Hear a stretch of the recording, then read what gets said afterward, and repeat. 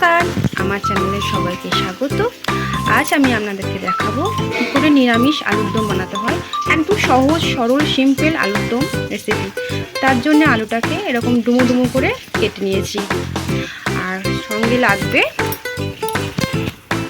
হলুদ, পাঁচফোড়ন, জিরে গুঁড়ো, নুন, চিনি, শুকনো লঙ্কা আর তেজপাতা। তেজপাতাটা অবশ্যই ধুয়ে পরিষ্কার করে শুকিয়ে নেবেন। তারপরে টমেটো, লঙ্কা কুচি। আপনারা চাইলে এখানে ধনে গুঁড়ো ইউজ করতে পারেন, আমি করিনি কারণ আমার অ্যাভেলেবেল ছিল না। আর সর্ষের তেল রান্নার জন্য চলো কড়াইয়ে জল গরম বসিয়ে এখানে আলুগুলো একটু ভাজতে দেওয়া হলো।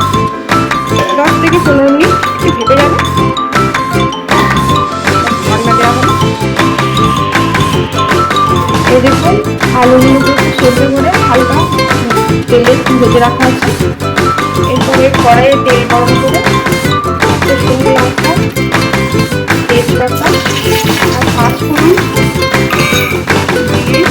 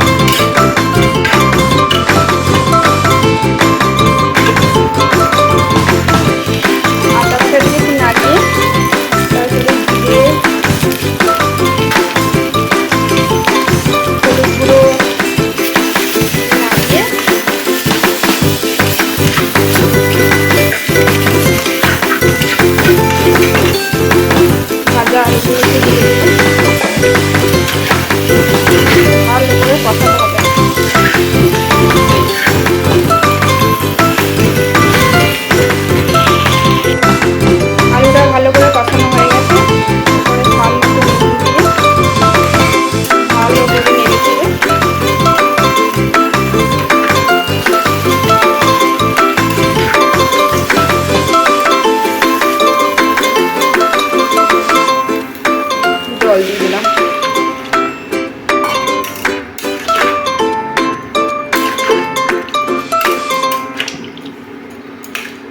তারপরে ঢাকনা দিয়ে ঢেকে দিলাম। ব্যাস 5 মিনিট রান্না হলেই হয়ে যাবে গরম গরম আলুর দম।